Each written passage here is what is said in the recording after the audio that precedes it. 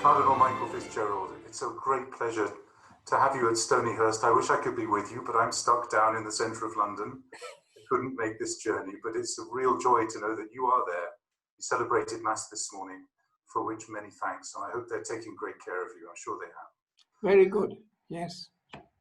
We've got a few minutes just to talk about your life, if we may, and to hear something of your extraordinary story, because you really have had the most extraordinary life. Well, you may not think so, but you've been all over the place and done all sorts of things. But it started in the West Midlands of England, and it started at a very young age. You entered the White Fathers, I think about the age of 19. Can you tell us what was all that about? What drew you to that life? Well, I don't know really. As a young boy, I wanted to be a priest. I had an uncle who was a parish priest in Liverpool. I'm not sure that that had any influence at all. Very quickly, I wanted to be a missionary as well. I think that was due to the lady who was teaching me catechism, because I wasn't at a Catholic school. So this lady Catholic teacher from the local parish school would come every Monday evening to teach me catechism, prepare me for First Communion, etc. And she eventually gave me some books, the Wopsy books. Wopsy is the guardian angel of a missionary. They're books written by an English White Father. And I was fascinated by these, and great stories about witch doctors and lions and all sorts of things, cars breaking down and money coming in at unexpected times. And so I remember buying a little CTS pamphlet about missions and starting reading this, and it was all about celebrating Mass in pubs in East Anglia. And I said, that's not what I want. And rejected that completely. And so since I wasn't at a Catholic school, I said to my parents, I think I should change and go to the seminary. And the White Fathers were not far away, about 6 miles away in Sutton Coldfield. It was easy to get in touch with them, and they snapped me up. And I just went through after that. So I don't know. The idea was mainly the missionaries that we knew who were teaching in the seminary or coming and visiting. They had all been in sub-Saharan Africa, and it was all about Black Africa. And it was only later, much later, actually in philosophy, that someone spoke about the Arab world. Oh, and I said, oh, that's interesting. And I volunteered to go to North Africa for novitiate.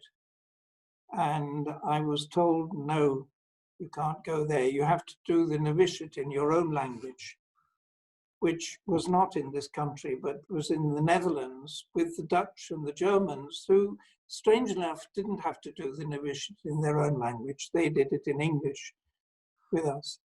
But then I was chosen to go to North Africa for theology. So that's where I started this interest in the Islamic world. And everything followed from that, really. You make it sound as though you weren't quite sure what you were letting yourself in for, but you just did things on impulse. Is that true? Well, not impulse. I did what I was told to do. I mean, I volunteered to go to North Africa, okay, and wasn't chosen, and then was chosen later, and so I was happy to go. Yes. But otherwise, I would have studied in London, and I thought I would end up actually teaching in a seminary somewhere. Okay. And after ordination, I was sent for further studies in theology. So I was educated by the Jesuits in Rome, or diseducated for 4 years. No. And then when I'd finished that, they said, well, will you teach Arabic now? And I said, well, I'm not prepared to teach Arabic. So I came to London and did a degree in Arabic in SOAS. and then started teaching, which was a great relief to be able to do something after 7 further years of study. Yes. And you've lived in Cairo, you've lived in Jerusalem. I'm just wondering. Yes. So, well, why I studied, I was sent to study Arabic, to teach Arabic in this Institute of Arabic and Islamic Studies that our society had founded in Tunisia, but we had been expropriated by the government, and so they had to find some other place, and they came to Rome. And so I was teaching in Rome for, well, 10 years I was on the staff, but 2 years of those I was in Uganda. And then I was actually the director of that institute for the last 6 years that I was there. And after that, I handed over to someone, which was I was very happy to do. And I said, it would be good if I went to go and work in an Arabic-speaking country, because I've never spoken Arabic. I've learnt it, but never spoken it. So I was sent to Sudan for 2 years, in a parish in Sudan. That was very difficult, actually. I found the climate very difficult. I found that if the temperature is regularly over, 36 degrees Celsius over the temperature, body temperature, if it's regularly over that, it's very wearing. And there were also tensions. Our parishioners, who were southern Sudanese, young men who'd come up to the north looking for work, they hadn't been to school because there was war going on. Schools were not operating. And we were there to make contact with the Muslim population as well. And they resented that. They said, you should be here for us, only for us. And we said, no, I mean, we're here for everyone. So there was a kind of tension as well, which didn't make things easier. So that only lasted 2 years, but it was useful and it was a good experience. That commitment to interreligious dialogue and to working with Muslims. Yes, there wasn't much dialogue going on.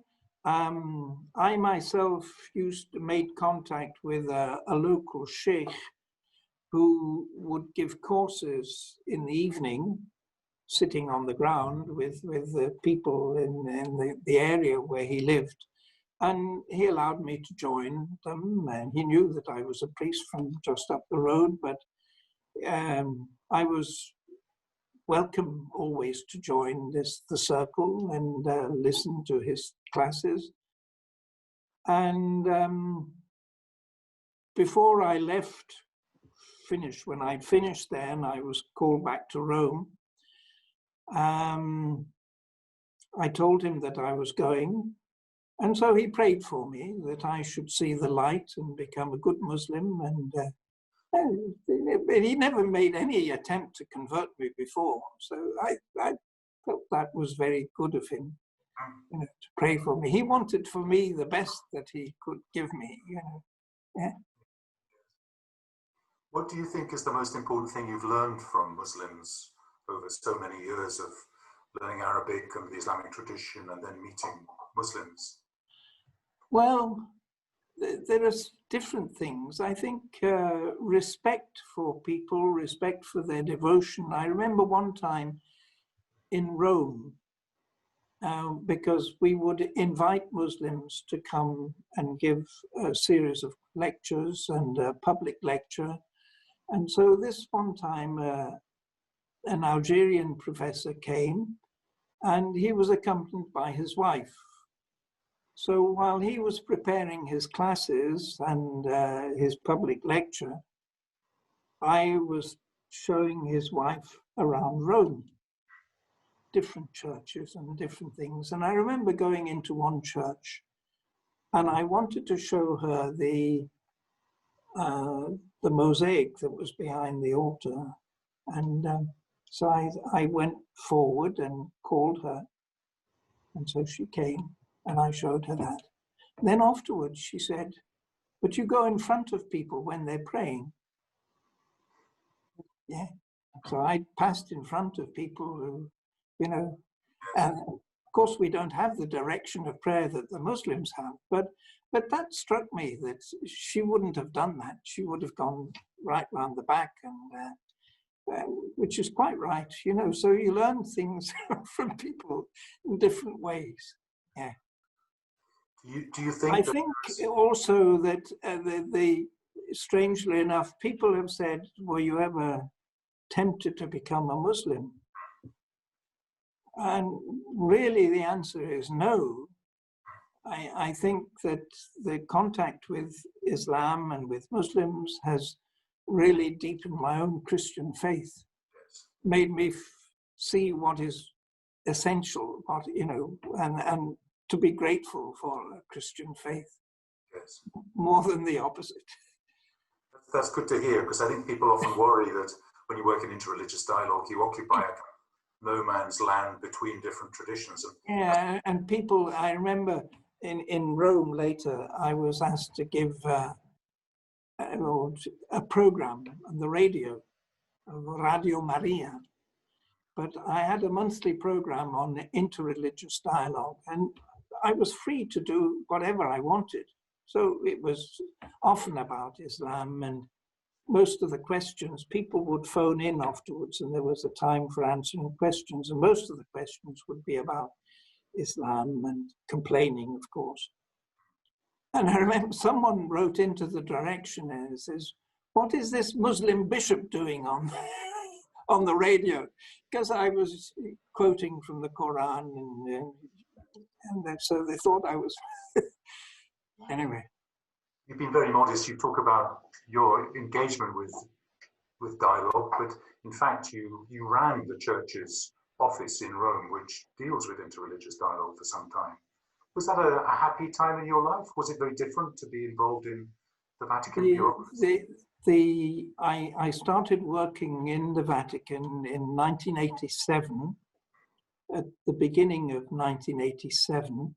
In 1986, in October, Pope John Paul II had this wonderful ceremony in Assisi, the prayer for peace.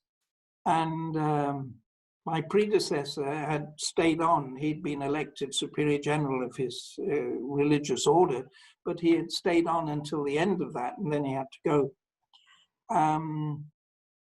And that had a terrific impact, I would say, that it certainly showed that Pope John Paul II was very open to religious leaders of all different religions, and they responded to him. So I went in then as secretary and worked for 15 years with Cardinal Arinze, Nigerian cardinal. And those were very happy years, I must say. And it was, the sociologists or anthropologists would say, an enlargement of scale, because I had some experience of Christian-Muslim relations and having studied Arabic and Islam, but I didn't know anything about the other religions. So you had to learn on the go, really, about Hinduism, Buddhism, Zoroastrianism, everything. We had all religions except Judaism. But it was fascinating. It was really very interesting. I would say that it is in some ways superficial, you know, because you're having contact at a higher level, but at the grassroots, you don't necessarily have any impact at all. And it's really at the grassroots that the relations are important. It's not so, well, the upper echelon relations are important as encouraging people to relate, I think. I suppose it's about helping the Pope to exercise that symbolic ministry that he has. Yes, yeah. So we did that, and we welcomed people to Rome, and we facilitated that. I had a Japanese colleague, a Japanese Salesian, who was the undersecretary, and we would get lots of visitors from Japan. Buddhists. He had been a Buddhist himself, and he was now a Salesian. You can't get more Catholic than that, unless you're Jesuit, of course. But so I disagree with that, but he would.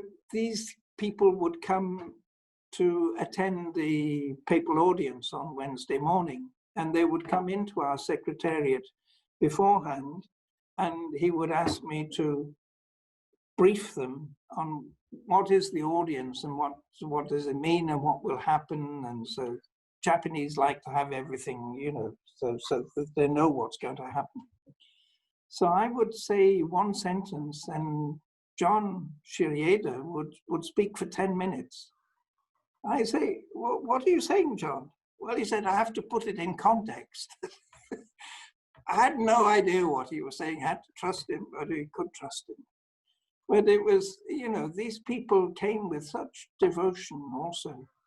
And they really did appreciate the Pope. Yeah. Extraordinary place to work. And then, if I remember correctly, Pope Benedict XVI thought that you could do with a little bit of diplomatic experience. So he sent you to Cairo to be ambassador of the Pope to... Yes, that was unexpected. It certainly helped my education. With regard to the Oriental churches, because I didn't know so much about them. It was mainly the Coptic Church, of course, but also, you know, there were seven Catholic churches in Egypt, not 7 buildings, but 7 churches, 7 communities, all having their own bishops. At least one. At least is and this so there was a variety of Christianity there, which people in the West don't think, you know, they think we're all of one kind of Catholic, and it's not true. The Middle East is an extraordinarily complicated place, and I suppose since you were there at, was it 2012, around then? I left in 2012, so I was there during the Arab Spring, a time of great hope and pride, I would say, even pride when Mubarak resigned, but nothing was foreseen to put in place. And so the Islamists took over, and things have gone down since then. And economically, the country is suffering a great deal. So I've only been back once. I went back when the former Catholic Coptic patriarch had to resign for health reasons. So I went back for the installation of his successor. That was in 2013. I haven't been back since then. Since then, of course, we had the huge catastrophe in Syria. Now a terrible collapse in Iraq and Syria, and then the Lebanon is suffering terribly at the moment economically, and then with the burden of the Syrian refugees also. And then when I retired from Egypt, I asked if I could join the community in Jerusalem. We have a community there since our founders' time. So we've been there over 140 years now. We celebrated, while I was there in 2018, the 140 years of our presence.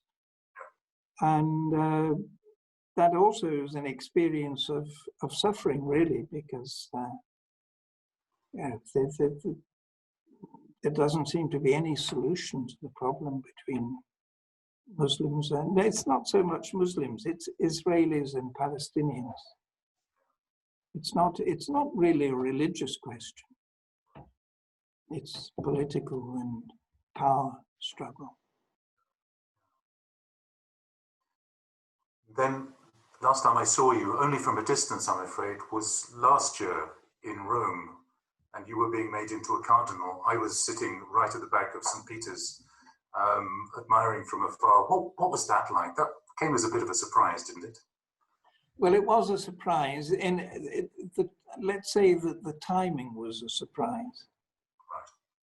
In a sense that I could have been made a cardinal before that, when I was appointed the president of the Council for Interreligious Dialogue. That was in 2002. But that didn't happen. And then in 2006, I was sent as nuncio to Egypt. And normally nuncios are not cardinals. Pope Francis has made an exception there because he appointed the nuncio in Syria as a cardinal, because he's living through the war. But it's not normal that a nuncio should be cardinal. So, you know, I thought, well, that's it. I mean, okay, that's fine. I'm quite happy. And then, so yes, on this 1st of September, I had been invited, it was Sunday morning, I had been invited to preach in an Anglican church. It was Maritime Sunday or something. I was preaching for the sailors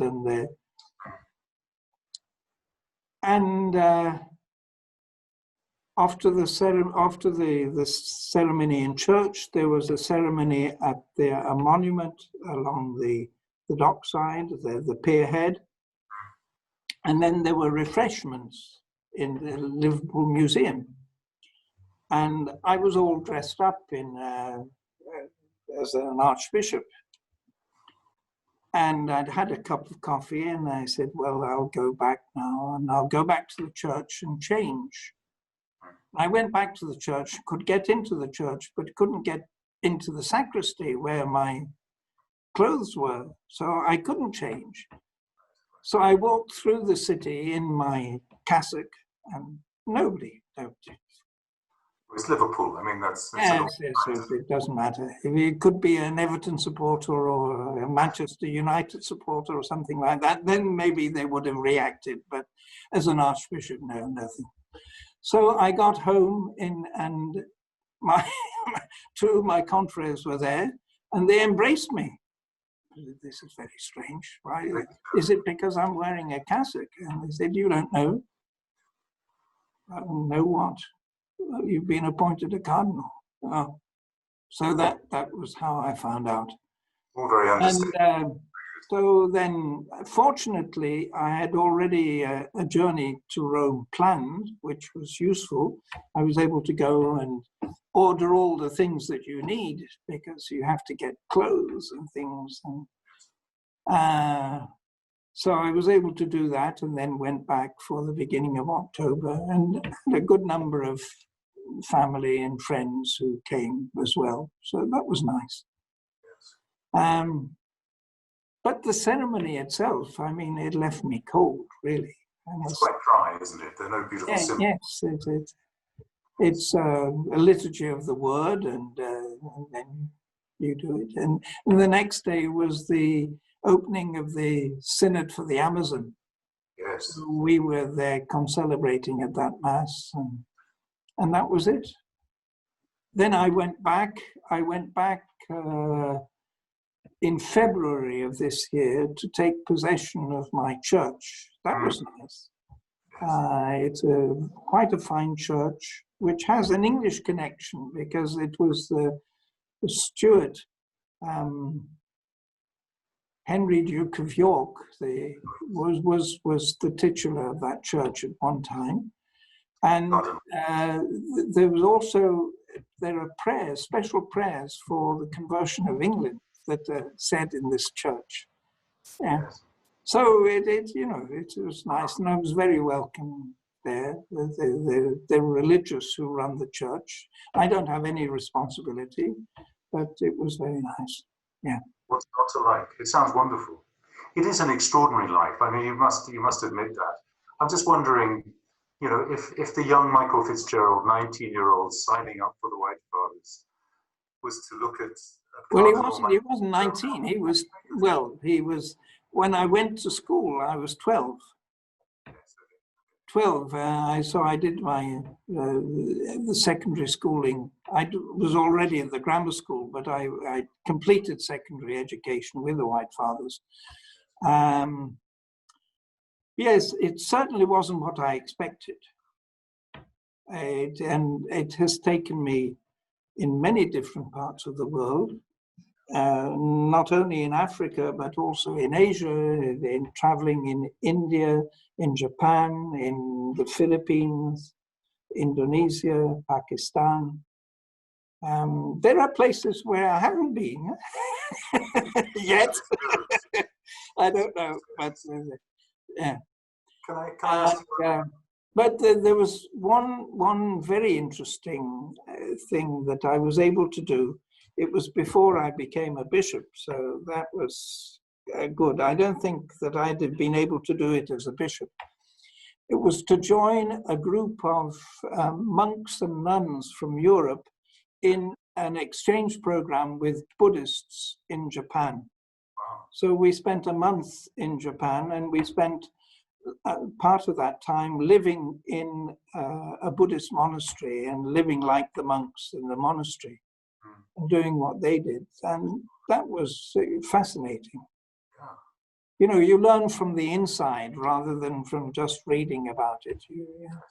And really, the Buddhist monasteries in Japan are like novitiates, because the Buddhist monks, they become bonzes, they become parish priests, if you like, and they have their own churches, they have their own temples, which often pass from father to son, because they were made to marry, so they're not celibate.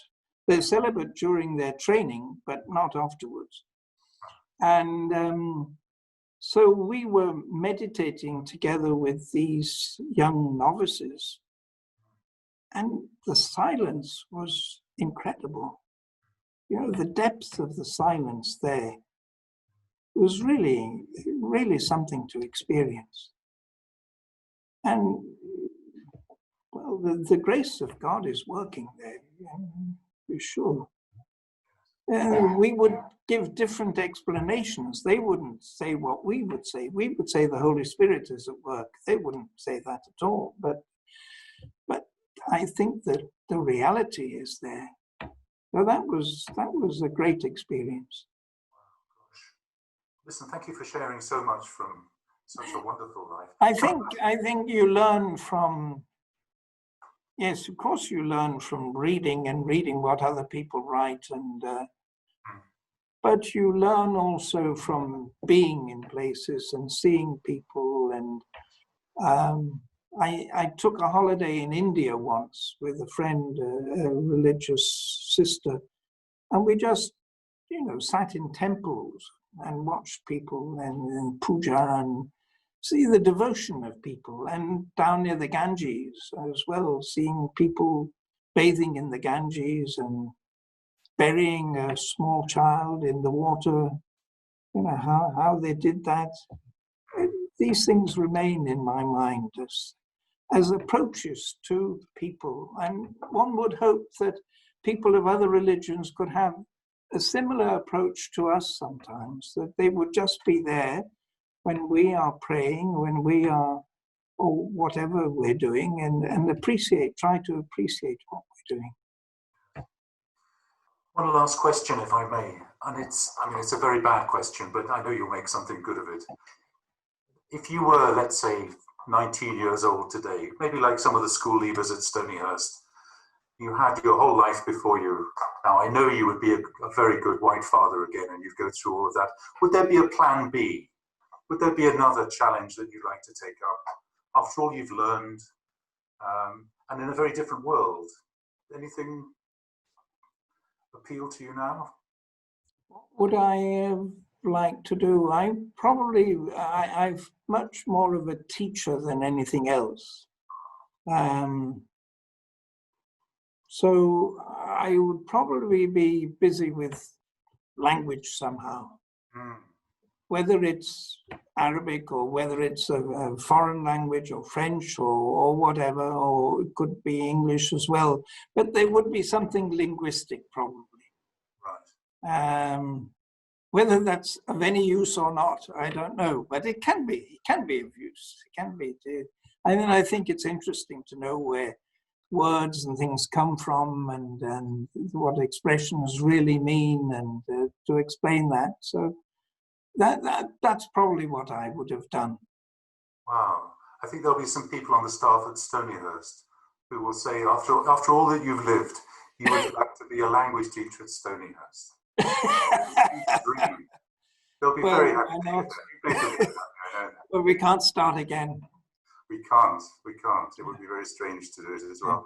Cardinal Michael, thank you so much for sharing You're this. welcome. It's been a wonderful to hear about your life. There you are. Thank you for visiting Stonyhurst, and God bless.